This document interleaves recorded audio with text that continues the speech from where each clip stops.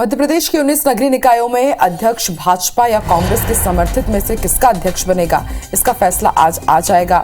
जिसके समर्थित पार्षद ज्यादा जीतेंगे उसकी संभावना रहेगी। सुबह 9 बजे से काउंटिंग शुरू हो जाएगी। राज्य निर्वाचन आयोग ने इसकी पूरी तैयारी कर ली है। मध्य प्रदेश में विधानसभा चुनाव से पहले ये आखिरी नगरीय निकाय चुनाव थे। दोनों पार्टियों के दिग्गज नेताओं ने इसके लिए जमकर प्रचार किया। आपको बता दें, गुना जिले की नगर पालिका परिषद राघवगढ़, विजयपुर, बड़वानी जिले की बड़वानी, सेंधवा और धार जिले की धार, मनावर और पीतमपुर में मतगणना होगी। इसी तरह अनूपपुर जिले की नगर परिषद जैथरी, खंडवा जिले की ओमकारेश्वर, बड़वानी जिले की खेतिया, पानसेमल, पलसूर, राजपुर, अंजड़ और धार जिले की नगर परिषद धर्मपुरी में काउंटिंग हुई।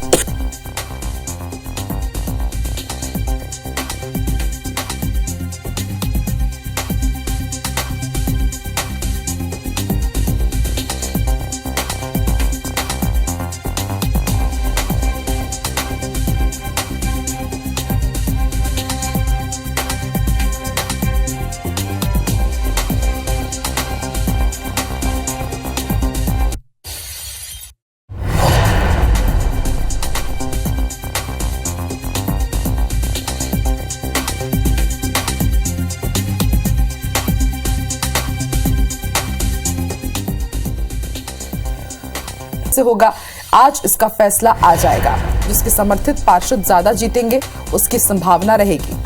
सुबह 9 बजे से मतगणना शुरू होगी। राज्य निर्वाचन आयोग ने इसकी पूरी तैयारी कर ली है। मध्य प्रदेश में विधानसभा चुनाव से पहले ये आखिरी नगरीय चुनाव थे। दोनों पार्टियों के दिग्गज नेताओं ने इसके लिए प्रचार प्रसार किया। आपको बता दें, गुना जिले की नगर पालिका परिषद राघवगढ़, विजयपुर, बड़वानी जिले की बड़वानी, सेंधवा और धार जिले की धार, मनावर एवं पीतमपुर में मतगणना होगी। इसी तरह अनूपपुर जिले की नगर परिषद जैथरी, खंडवा जिले की ओमकारेश्वर, बड़वानी जिले की खेतिया, पानसेमल, पलसूर, राजपुर और इन तमाम जगहों पर आज मतगणना होगी।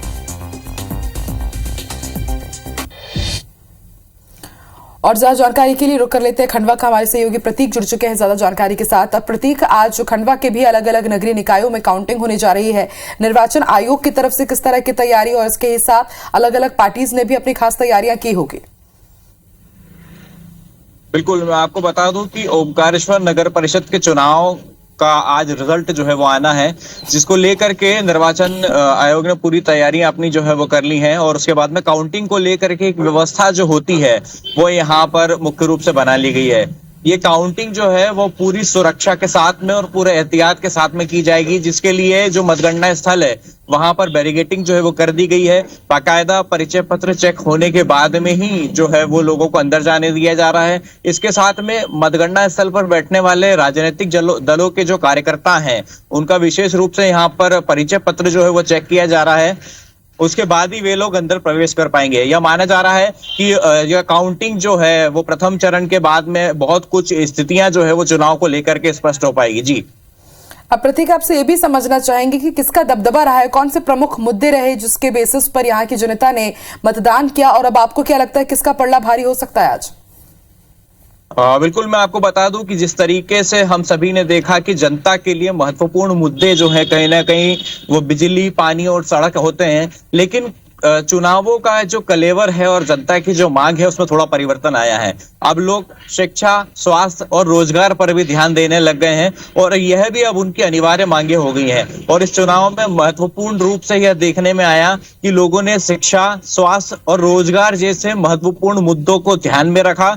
और लोगों से चुनावी चर्चा के दौरान यह चीजें भी सामने आई कि लोग शिक्षा, स्वास्थ्य और रोजगार का जो मुद्दा है उसको साथ में लेकर चल रहे हैं। और राजनीतिक दलों ने भी अपनी पूरी ताकत यहाँ पर झोंक दी है। यदि खंडवा की ओमकारेश्वर नगर परिषद की हम बात करें तो यहाँ पर मुख्य रूप से 2 ही राजनीतिक दल जो है वो मैदान में थे। उनके साथ ही कहीं ना कहीं निर्दलियों ने भी गणित बिगाड़ने का काम जरूर किया है। बिल्कुल, देखते हैं जो समीकरण है, सियासी समीकरण जो निर्दलियों ने बिगाड़ने की कोशिश की, कितना वो उसमें कामयाब हुए हैं। शाम 5 बजे तक तस्वीर साफ हो ही जाएगी और बेहद महत्वपूर्ण भी रहे ये चुनाव। शुक्रिया पूरी जानकारी के लिए प्रतीक।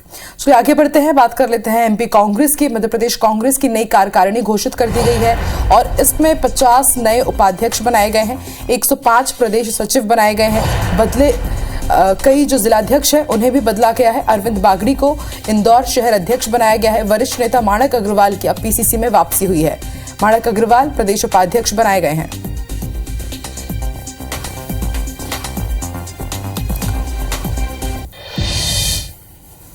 रुक कर लेते हैं भोपाल का। हमारे सहयोगी भोपाल से लाइव जुड़ चुके हैं विवेक।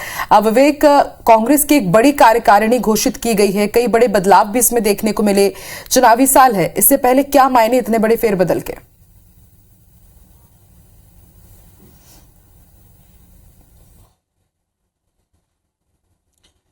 मध्य प्रदेश कांग्रेस की चुनावी कार्यकारिणी भी हम इसको कह सकते हैं, क्योंकि इसी कार्यकारिणी की बदौलत कांग्रेस अपना विधानसभा का चुनाव पूरा करेगी। और ऐसे में एक बड़ी जंबो कार्यकारिणी की घोषणा जो है कल एआईसीसी की तरफ से देर रात हुई है। इस कार्यकारिणी में 105 महामंत्री बनाए गए हैं और 50 उपाध्यक्ष बनाए गए हैं। पहले ये जो स्ट्रक्चर हुआ करता था वो ज़्यादा हुआ करता था। पिछली कार्यकारिणी में 200 से अधिक जो है महामंत्री थे और 80 उपाध्यक्ष थे। इस बार कम कर दी गई है संख्या, अब 105 महामंत्री बनाए गए हैं और 50 जिला उपाध्यक्ष बनाए गए हैं।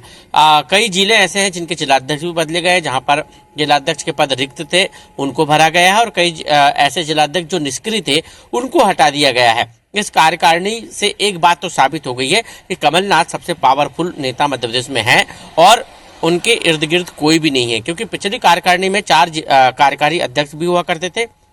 इस बार कार्यकारी अध्यक्ष की व्यवस्था को कांग्रेस पार्टी ने खत्म कर दिया है। मतलब एक छत्र जो है कमलनाथ जो है पूरी कांग्रेस पार्टी को लीड करेंगे, कार्यकारी अध्यक्ष नहीं होगा। कुछ ऐसे नेता जो पिछले दिनों नाराज चल रहे थे या पार्टी ने उन पर अनुशासनात्मक कार्रवाई की थी, उन नेताओं की भी वापसी हुई है, जिसमें मानक अग्रवाल प्रमुख है जो काफी सीनियर नेता है। उनको पार्टी ने उपाध्यक्ष की जिम्मेदारी दी है। हालांकि भोपाल का जिलाध्यक्ष बनने की अटकलें चल रही थी, लेकिन भोपाल जिले को होल्ड कर दिया गया है। लेकिन ग्वालियर और जबलपुर, इंदौर, ये वो बड़े शहर है जहां पर पार्टी को सबसे ज्यादा उम्मीद रहती है। वहां के जिलाध्यक्ष जरूर बदले गए हैं, भोपाल के जिलाध्यक्ष को होल्ड कर दिया गया है। अभी जो संदेश ये है कांग्रेस पार्टी का कि ये जो कार्यकारिणी है इसके में और बढ़ने की संभावना है, ये इतनी ही नहीं रहेगी। इस तरह कहकर कांग्रेस पार्टी ने उन नेताओं को भी जो है साधने की कोशिश की है जो बिल्कुल विवेक, कई बड़े फेरबदल हुए हैं, कई नेताओं को साधा जा रहा है, एडजस्ट किया जा रहा है ताकि कोई भी बागी तेवर ना दिखा सके, क्योंकि चुनाव में अब बेहद कम वक्त बचा हुआ है। बहुत बहुत शुक्रिया विवेक।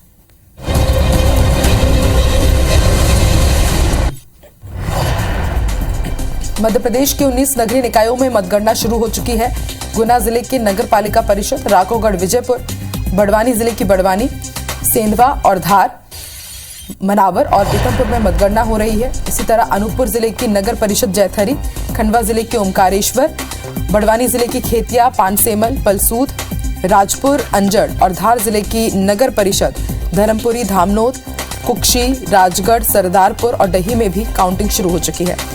इन नगरीय निकायों में 343 वार्ड और 720 मतदान केंद्र है, तो वहीं कुल 1144 अभ्यर्थी चुनावी मैदान पर हैं। शहर में भाजपा या कांग्रेस के समर्थित में से किसका अध्यक्ष बनेगा, इसका फैसला आज आ जाएगा।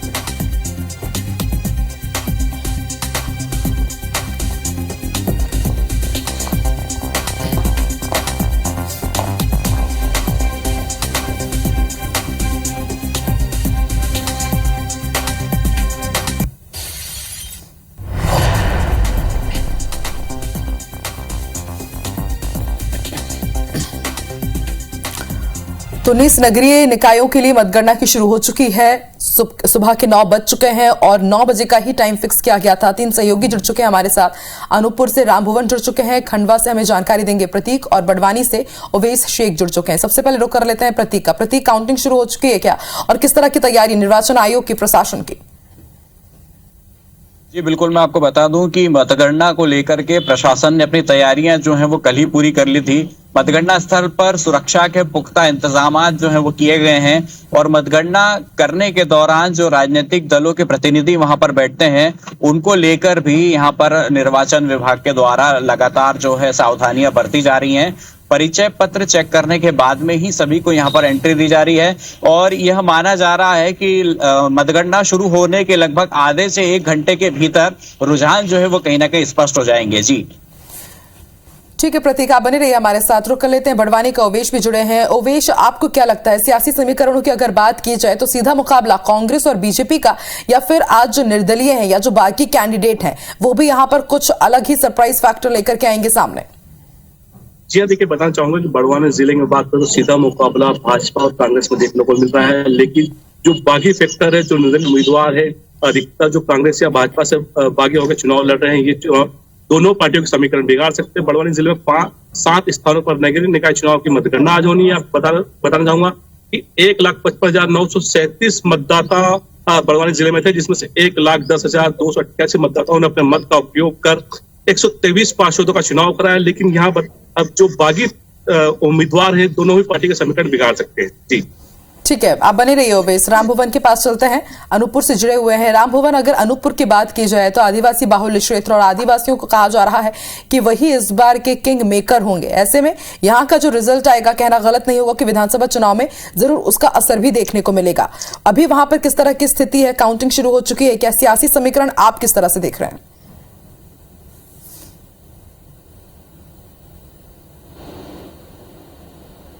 प्रभावित करेगा। 66 अभ्यर्थियों के भाग्य का फैसला जो है आज होना है। चुनाव होने के बाद जो स्थितियां उत्पन्न हुई थी, जो समीकरण निकल के आ रहे हैं, उसमें कांग्रेस अपने आप को मजबूत पक्ष मान रही है। और फिलहाल जो तैयारियां हैं कांग्रेस की, बहुत पहले से ही उन्होंने बैंड बाजे की व्यवस्था करके रखी हुई है। लगभग वह अपने आप को जीता मान चुके हैं। वहीं जो बीजेपी के जो परिषद है, वो भी अपनी जीत के लिए दुआ करके, सुबह से प्रार्थना करके यहाँ मौजूद है मतगणना केंद्र पे। जो यहाँ के सियासी गणित है वो इस बार दिख रहा है कि लगभग आधी से ज्यादा सीट कांग्रेस की तरफ जाते दिखाई दे रही है। वहीं भाजपा को नुकसान होता दिखाई दे रहा है। पूर्व परिषद में भी कांग्रेस ने अपना कब्जा किया था, जिसके बाद जो अध्यक्ष पाला बदलकर बीजेपी पे चले गए थे। हाल में जो बीजेपी में जाने के बाद जो स्थितियां नगर परिषद में उत्पन्न हुई थी, वह पाला बदलने के कारण भाजपा की स्थिति भारी पड़ गई, क्योंकि जो पुराने अध्यक्ष थे उन्होंने पाला बदला था, अब भी वो भी दावेदार वही रहे हैं। इसी कारण से इस बार स्थिति थोड़ी विपरीत नजर आ रही है। जतहरी नगर परिषद जो है वो मुख्य क्षेत्र रहा है अनूपपुर जिले के व्यापारिक केंद्र का, इसलिए जो विधानसभा का जो चुनाव आने वाला है उसके परिप्रेक्ष्य पे अगर देखा जाए तो ये बहुत ही इम्पोर्टेंट और बहुत ही महत्वपूर्ण है कि जो ये रिजल्ट आएंगे, जो ये मतदान आने वाले हैं, वह विधानसभा के आगे क्या स्थितियां बनाता है, क्या समीकरण बनाएगा, उस पर एक तय करेगा। बिल्कुल राम भुवन, शाम 5 बजे तक तस्वीर साफ हो ही जाएगी और आज के जो रिजल्ट आएंगे, जो भी आज देखते हैं कौन जीतता है कौन हारता है, कहीं ना कहीं फीडबैक का जरूर काम करेगा विधानसभा चुनाव के लिए, कांग्रेस के लिए भी, बीजेपी के लिए भी, और उसके बाद आगे की रणनीति वो तैयार करेंगे। आप तीनों का ही शुक्रिया पूरी जानकारी के लिए।